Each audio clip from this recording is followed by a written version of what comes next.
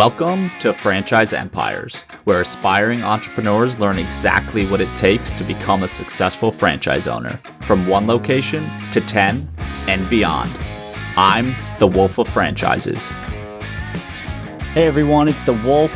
Today I have Adam Saxton, who is the co-founder and CEO of the Saxton Group, a second-generation owner of McAlister's Deli franchises. Adam and his family own 90-plus McAlister's Deli locations, primarily in Texas, but also a few in Oklahoma and Mississippi. And he also just recently bought into a new burger franchise called Jaggers. We discussed the whole story of how they've grown since 1999 into the portfolio they have today, why Adam is a big believer in specializing in one industry for your organization, and also why he picked Jaggers as his second franchise brand. Enjoy. The Wolf of Franchises is the CEO of Wolfpack Franchising, as well as a creator at Workweek Media. All opinions expressed by the Wolf and podcast guests are solely their own opinions and do not reflect the opinion of Wolfpack Franchising or Workweek. This podcast is for informational purposes only and should not be relied upon as a basis for investment decisions. The Wolf, Workweek, and Wolfpack Franchising may maintain positions in the franchises discussed on this podcast.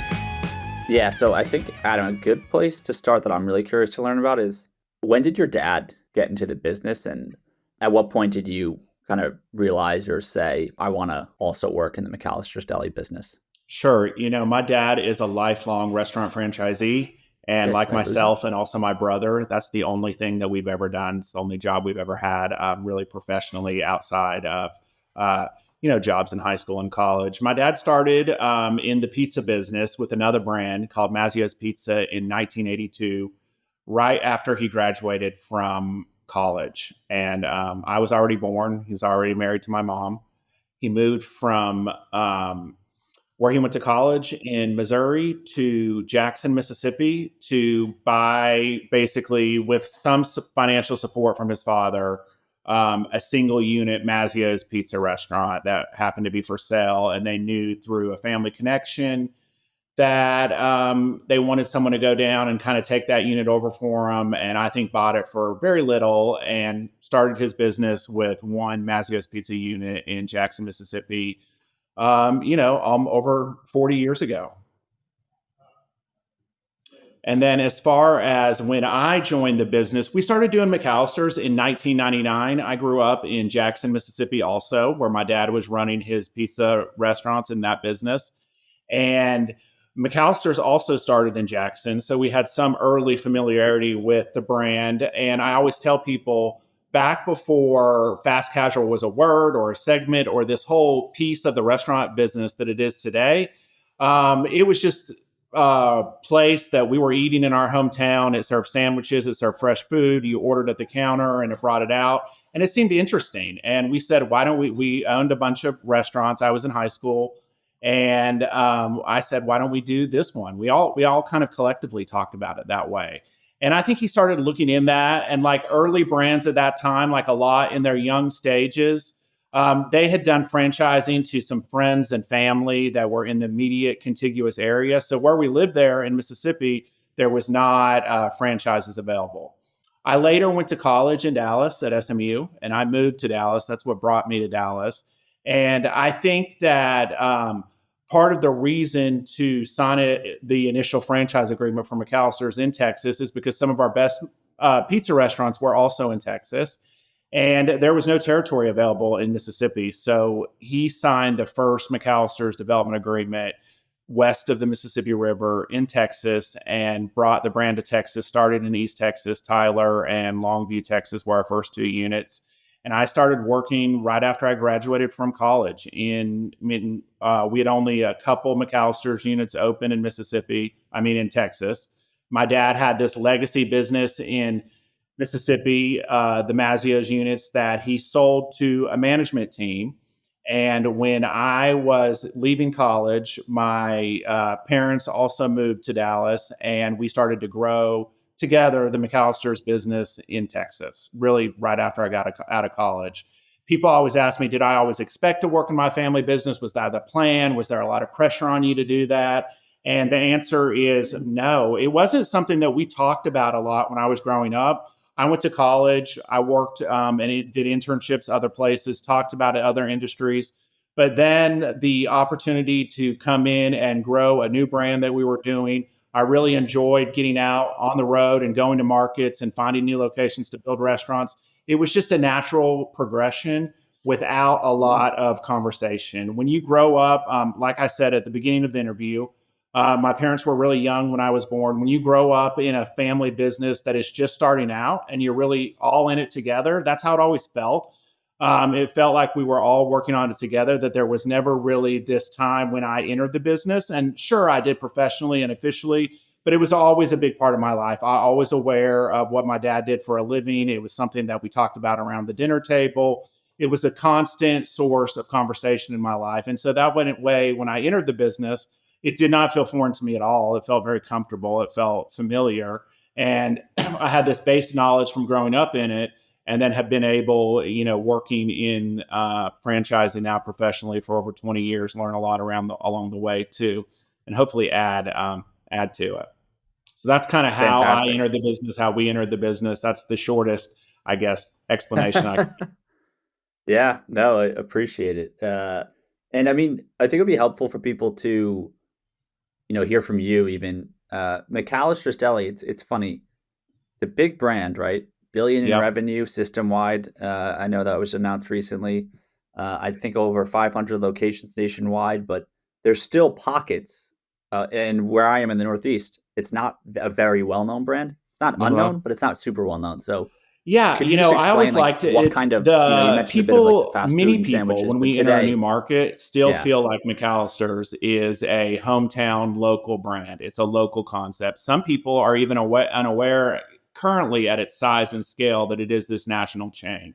And part of that is just an inherent nature of the brand and our commitment to genuine hospitality, treating people really well. We serve food that appeals to lots of different kinds of people in lots of different markets and has a lot of variety for everyone. And that's always been a piece of the brand, that hospitality, personal connection with community, involved in local sports and events and community fundraisers, and all of those things that many brands add along the way and have some aspect of that have always been a natural way of doing business at McAlister's. Partly, I think, because of some of the markets that we started in smaller towns in the South. It was a regional brand for a long time that grew steadily from its core in the Southeast and then over to Texas and then contiguous states after that were attached to that territory.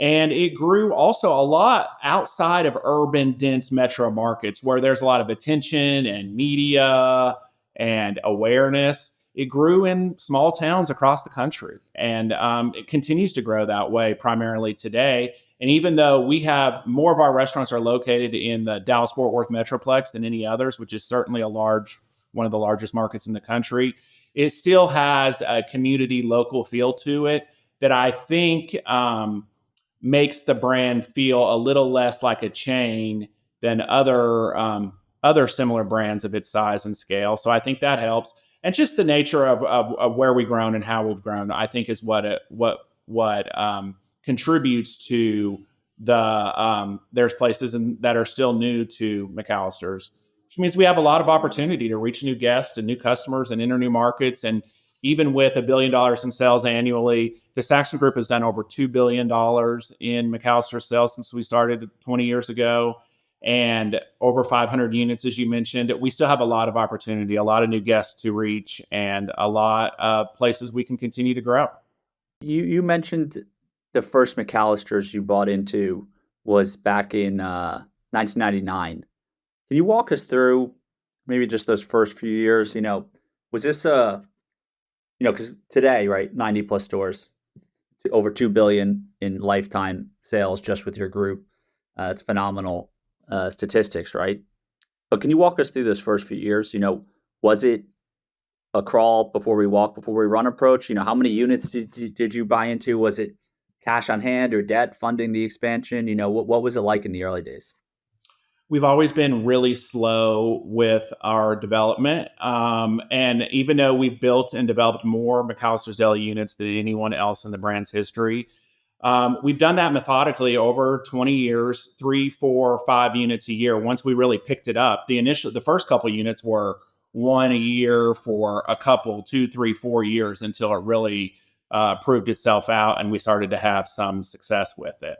So we did that and started to grow the brand, really just using cash from operations and money from the other bit that the other business had generated, kind of funded those early stores, but it was not to the level that it is today. Hold on just a second. They just brought my lunch from McAlister's in. Yeah. There it is. Love it. No way. Oh, there we go. So I'll have that later. We started slowly and we've grown almost exclusively through organic unit development. That means we don't buy many stores. We've done very little acquisition. We kind of specialize in the development side of the restaurant business. We like doing that. We like picking markets. We like doing market planning. We like going to a place where there's never been McAlister's before, figuring out where to put them and then building them, staffing them, opening them, and having a successful business in those communities for a long time. So we've just kind of done that at a slow and steady pace consistently. I think being consistent is the key. Yeah, that's actually very interesting because most guests I've had on the show, perhaps they learned the ropes by building their first few franchises, but then they quickly pivot. They become more prone to acquiring versus building. So what is it about the new store development that you prefer? Because I mean, capitally, right, it's more expensive. I just think that is what we've always, your returns are always going to be better when you build them yourself versus acquiring, but you got to kind of pay someone else to do that for you. And they got to have their return and their capital built into there. So we have proven to be pretty good at it, and it always worked out that way. So we just continue to grow that way today. I'd say that the things that are unique about the Saxton Group at our size and scale in franchising are that up until very recently, we've only operated one brand, and most franchisees of our size operate multiple brands. And the other thing that is different is the acquisition thing. We have not grown through acquisition. We are organic unit developers. We like building restaurants, and that's how we grow. Do you have anything specific that you do say for a grand opening, right? And to make sure that McAlister's is off to a good start from day one? I'm really proud of the way that we run our grand openings, and a lot of what we developed internally at the Saxton Group for our grand openings are part of the brand's playbook today and influence the way the brand opens doors, because we just had a lot of experience with grand openings because we did a lot of them. And so we refined that over time. We take about a week of kind of between training and grand opening activation before we open the stores and do a lot of things. One of the things that we have found to be the best marketing for McAlister's is just having people come in and experience the brand inside our buildings, try the food, experience the hospitality of our team, have their first glass of McAlister's tea in that community, and start that way. So we like for a lot of different groups to come in and experience the brand before we open and tell their friends and family about it. One of the ways we do that is through community outreach, and we do something we call Community Heroes Night, where we invite every teacher, nurse, firemen, police officers, EMS workers, people in the town who support the community are all welcome to be the first to try McAlister's at one of our restaurants before we open. We come in, we feed them. And that sort of establishes what I was talking about earlier, McAlister's connection to the community, but also is a great marketing tool to let people go back, have a meal at McAlister's. It's fun to be one of the first people to try a restaurant in your town, and then go and tell everybody about it. And what a better group of people to give free food to. So that's just one of the many activations that we do. I love that. That's the local tactics are always fascinating. And when you think about your organization as a whole, how do you structure it in the sense of, right, you're obviously not going to be in 90 stores every day. What does that look like from having people in the right places to incentivize, whatever you think your key differentiators are, which I'd imagine service and quality are a big aspect here. Yeah, McAlister's is a people-centered brand, and you can only take really good care of your guests if you take really good care of your people. And the Saxton Group is a really people-centered company. Our mission statement, our vision is really clear. We put people at the heart of everything we do, and then we go out and we win. We're the best at everything we do. And so you do that. You can only do that if you have a really good group of people with you. And our longevity is some of the longest tenure that I've seen in peer companies in the restaurant industry. Part of that, we only promote from within almost exclusively. I wouldn't say we've never done an external hire, but we almost exclusively promote from within. We very rarely hire people on as general managers. They start as assistant managers, even if they've been a general manager somewhere else. They learn the brand. They learn the Saxton Group way of doing things. They learn the McAlister's genuine hospitality and the touch and the way that we like to treat people.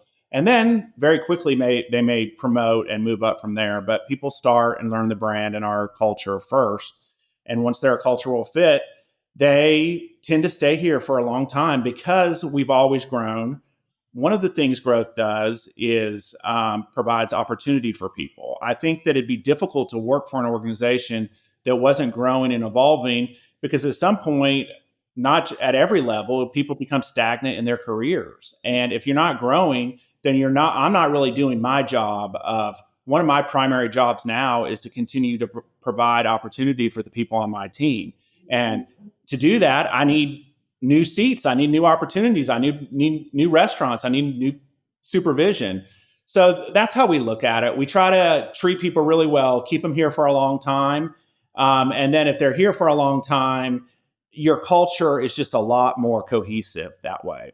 We have area directors who supervise, call it 6 to 10 stores each. Those are kind of our regional directors that are on the front lines and the managers are reporting to every day. But our general managers have a lot of autonomy to run their business. They have full P&L visibility. They hire their own staff. They do all their restaurant functions inside the restaurant. And we really want our general managers to be the operating partners inside those local towns and to be running their business as if it was their own. So I think if you hire the type of people that can rise to that challenge and enjoy that type of challenge, then you can be more successful, even if you can't be in one place every day, all the time. Yeah. No, that's the pyramid structure is of sorts that you kind of explained is fairly common. There's a few outliers I've seen, but you said something earlier about people do it all different ways. But in general, our restaurants are supervised by regional managers who then kind of roll up. Yep. Yeah. You mentioned something earlier where it's common for franchisees of your size to own other brands, especially given McAlister's Deli, part of the go-to brands umbrella with Annie Ann's, Cinnabon, and a few others. How come you and your group haven't decided to buy another brand? We do have another brand now. We just opened our first unit in Longview, Texas. It's called Jaggers. It was developed by Texas Roadhouse and is a burger and chicken and salad and shake concept that we're really super excited about. But I only have one of those. I'd say the reason why we only built McAlister's, I wish I'd give you a really smart answer, is that it was working. And if so, I guess I'm kind of simple. If it's not broke, don't fix it. And I think that's the way my dad always approached business. And I know that's the way my brother looks at business too. And so we were having a lot of success doing something. We were doing well with it.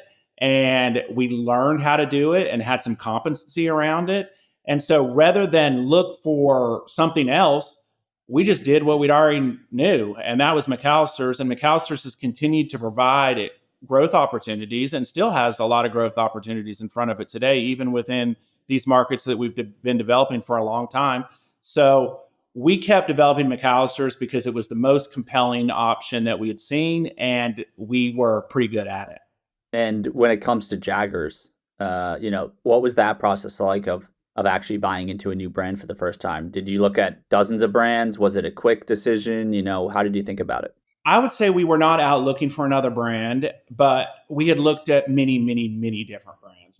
When you're a franchisee of our size, lots of brands come to you, and we're fortunate enough to get a look at a lot of really exciting businesses at the early stage.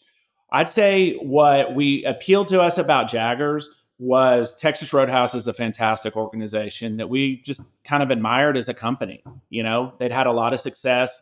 They were in a lot of markets like we were. They have a full service, really culinary focused food culture. And we obviously have no full service background. And with that we've always operated in the fast casual space. So to see someone like that who had a lot of experience, but experience that was different than ours, had a lot of success and was doing something new that was closer to what we had done, that we thought we could maybe add something to based upon our experience in the fast casual space and our experience in some of these markets. We just felt that there was a lot of synergy there. And, everybody likes cheeseburgers and tater tots. So that was kind of the analysis. And the Jaggers food is fantastic. It's really, really super craveable. It's an early young brand. It feels a lot like when McAlister's was getting started. But when McAlister's was getting started, it didn't have the resources of another much larger brand behind it. And that kind of aligns with where we are in the life cycle of the Saxton Group too. It'd be really difficult to kind of put our scale and really our overhead on a small kind of startup brand that wasn't proven. But because we're used to resources and we're used to things being figured out and we're used to being operators and developers, one of the things I tell people about franchising is you don't want to get into franchising and then say you want to go change everything about the brand. A lot of people do that. They sign up to be a franchisee of whatever restaurant brand they want, and then they want to go in and change the menu and rewrite the way they do things. And I'd say, then go open Adam's Deli. Don't go open McAlister's Deli. Why are you paying somebody else? So we were used to having brands that were really ironed out and operated well, that we could develop and operate and grow across our footprint. But it was exciting to find Jaggers that was kind of at this in-between stage. It's got the backing and resources of a much larger company, but the brand itself is still small. We feel like we can be contributors at a high level. And so it just kind of all things came together. Our CFO actually was one of the people who saw the article or the opportunity that Texas Roadhouse was working on something new. We met with them and, we're just getting started. I love it. And is the plan to, do you have kind of ambitious development plans there along the lines of what you're doing with McAlister's? Our initial development plan is for 10 Jaggers units. So we'll see how it goes. Yeah. And our initial McAlister's development agreement was for less units than that. And we have 90 today. We've amended our development agreements with our franchisors many, many, many times over the years. And I hope that we do the same thing with Jaggers, and that the one we have open today and the 10 currently in our development agreement are just the beginning. Fantastic. And you've stayed in fast casual now for over 20 years, and the landscape's changed quite a bit, right, since 1999. So why stay in fast casual? And I want to give the context of I had a franchisee on about a month ago who used to own about 53 Papa John's, fully sold off the portfolio, and then now is in Hand and Stone Massage, prefers the wellness space at the moment. I mentioned margins, food costs, just everything about this wellness space. It's the opposite of what he was experiencing food. And it's like a breath of fresh air for him. So curious for your take. Obviously, McAlister's Deli, Jaggers, different companies than Papa John's. So, but, in general, just what's keeping you in this space that makes you optimistic on the ROI potential? The changes that have occurred in the restaurant industry over the past 20 years or more since we've been doing it have really all come towards the direction of the segment that we operated. A lot of what the success that the fast casual segment has had is because consumers really embraced the things that we were good at. The combination of higher level food quality than you get at a fast food restaurant, but still all the convenience. And then we added on the digital tools and all the different ways to interact with our brand to make it easier to get and faster and convenient, and really to have the occasion that you want today. And at McAlister's, that means sometimes you want to go in and have a leisurely nice lunch and spend a long time. And sometimes you want to order on the app and grab it and go. And McAlister's has been able to provide that for our guests and evolve in the way that consumer demands, consumer expectations, and the industry as a whole has evolved. So we started out in a really good place. We were always doing a segment that kind of aligned with consumer preferences at the time. And I think that we haven't done anything different because we have, like I said earlier, continued to have success with this segment. We built up a lot of knowledge with this segment. And that's why when we went and looked at different brands, the positioning of Jaggers and McAlister's is slightly different. But Jaggers is more oriented towards a true QSR restaurant than fast casual. Just in the way, even though the food quality is much better than many QSR restaurants. So in that aspect, it is more like a fast casual, but in other aspects, it's more like a QSR. And so we have stayed in that space because that's what we know. We understand how to operate those. And when I went out to look at other brands, or if another brand pitched us a white tablecloth kind of restaurant or a fine dining restaurant or a fitness franchise, I would have just said, I don't know how to do that, and all those people that I talked about earlier that I want to continue to provide opportunity for and promote from within, all those people have developed specialized skills in a certain segment of the restaurant industry. And I want to be able to continue to leverage the collective knowledge of that team where their knowledge lies. And their knowledge lies in the business that we do, in the space that we operate. And so if I had said, hey, I just want to grow because I, Adam, am enamored by this sushi concept on the West Coast that has a really high price point and is super culinary driven and difficult to operate and fine dining. Well, I might like that, but that is not what our business is structured to do. That's not what my teams are structured to do. And that's not where our core competency lies. So I want to make sure that we're devoting our resources to the things that we're really good at so we can continue to win like we have been.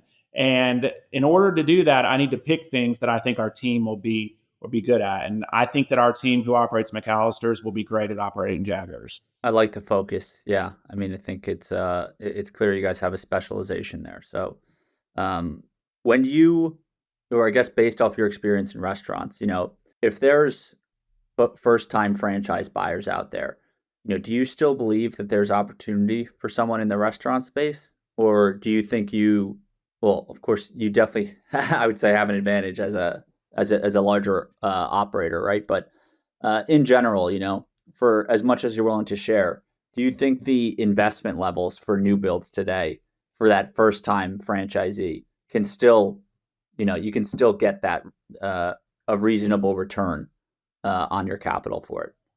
I think it's harder, but I think people should be really picky about the brands that they operate and the brands that they choose, especially new to franchising.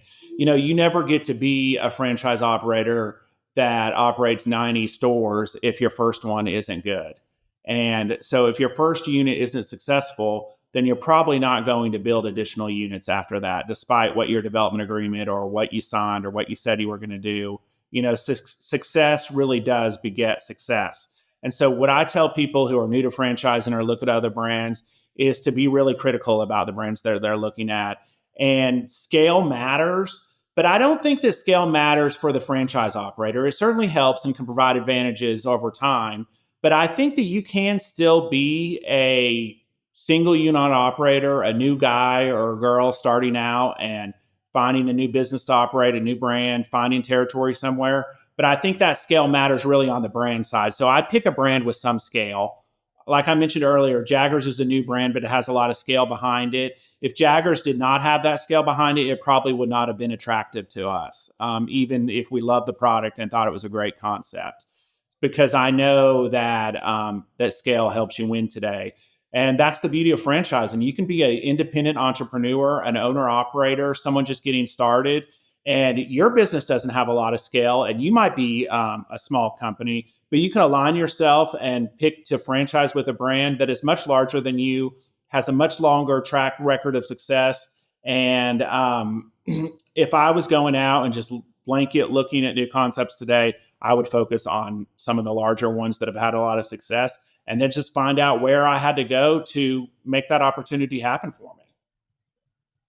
I like that. Because even the biggest brand, you mentioned McAlister's earlier, still has lots of places you can go. But even the biggest brands still, I'm sure, have a lot of opportunities, a lot of pockets that aren't developed, places out there where they're looking for an operator to come in and build new stores. So that's probably what I would do. I would look for a brand that had a lot of proven success and just find a place where they were willing to franchise that they had not been yet, that where it could also be successful. I love it. That's kind of the business model. Yeah, no, I think kind of there's a handful of brands out there, as you mentioned, where maybe the concept itself is newer, but there's more and more of these kind of platform franchisors that exist, and so you get the resources of a more developed franchisor. Yeah, and at Go-To Foods, they all the brands share different resources that they would not have independently if they were independent brands. So we see that scale even assisting in our own business. Even though McAlister's is a big brand on its own, collectively with the other brands within that organization, it's even much larger than it would be. And what's it like within Go-To, right? With Annie and Cinnabon, Carvel, do you guys meet all the other franchisees, or are the brands kind of siloed off as far as like your network of franchisees? I have been in the McAlister system since it was owned by the founder, and then it was owned by a variety of other investors who bought it, and then it was owned by private equity and an independent brand being operated with private equity resources, and then Focus Brands, which is now Go-To Foods. So I've seen kind of every model of ownership for a franchise organization and been really close to it the whole time. And I would say that within the Go-To Foods portfolio, they have a global franchising conference every 2 years for all of their brands, where you do have some exposure to what the other brands are doing and can meet other franchisees from other of their brands. There are McAlister's franchisees who operate other brands owned by Go-To Foods. We don't happen to be one of them, but there are.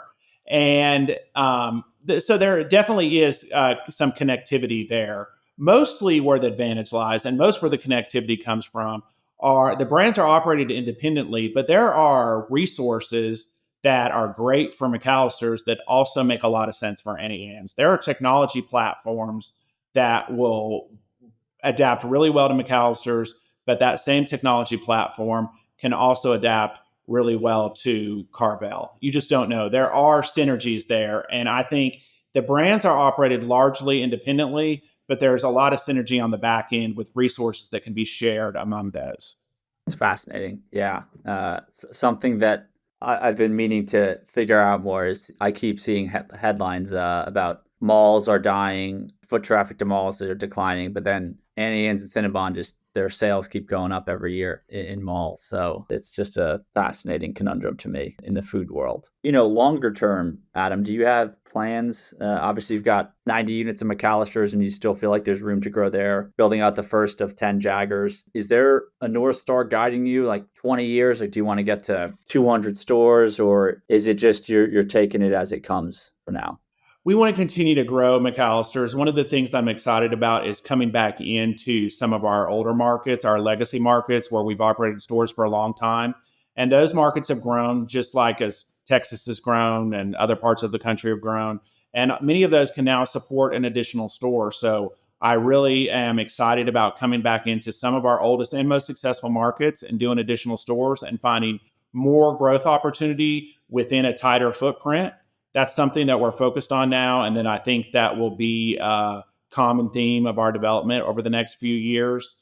I think that McAlister's in Texas, where the brand has more locations than anywhere else, still has enormous opportunity for growth. And there's a lot of markets, and we're really excited to continue to be doing business here. And so between where we currently have our territory with McAlister's in Texas and Oklahoma, there's a big runway ahead of us, and that's what we're focused on doing over the next, foreseeable future. Amazing. I think there's still a lot of opportunity with McAlister's. That's exciting, man. Well, I'll be pumped to watch. And if there's folks out there who are listening to this who would like to follow you along online or McAlister's, what would the best place to do that be? You can learn more about the Saxton Group on our website at www.saxton.com. www.saxtongroup.com. That's easy enough. And you can learn more about me or connect with me on LinkedIn. My name is Adam Saxton, or on Instagram, Twitter, just Adam Saxton, all one word. Beautiful. All right. Well, we'll plug these links in the show notes. The website looks great, man. That's really phenomenal. Thank you. It's funny, there's you never know. Like Berkshire Hathaway has the oldest looking website, so it's just it's cool to see. One of the things I thought I wanted to mention to you that is also good advice for other franchisees, and the website speaks to that, is that many people build their franchise brand to align with the brand they operate. But that changes over time. You could choose to operate multiple brands. You could sell that brand and do something else. But you're never going to own the brand that you franchise. The only thing you really own is your brand, your company, your name. And so you need to build a culture and a brand around your organization too, and not just the brands that you operate. When you're in franchising, when you're in a retail business where there's a lot of attention paid to the brand that you operate, that can be hard to do. But I think people need to invest in their own brand, build their own culture, like we talked about earlier, and make sure that they're investing in our case, in the Saxton Group as a standalone brand, regardless of what we may be operating.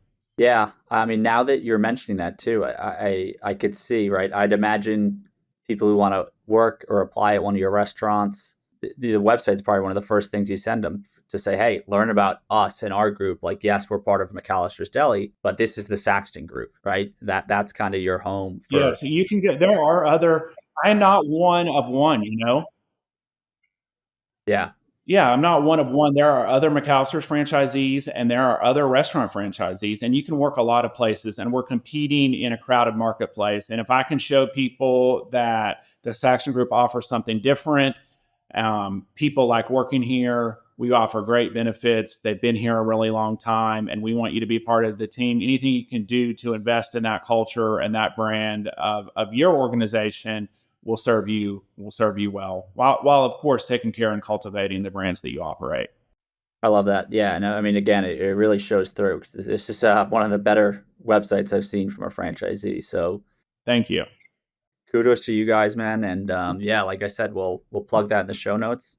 And yeah, thanks again, Adam, for coming on. We'll talk soon. Okay, thank you. Take care.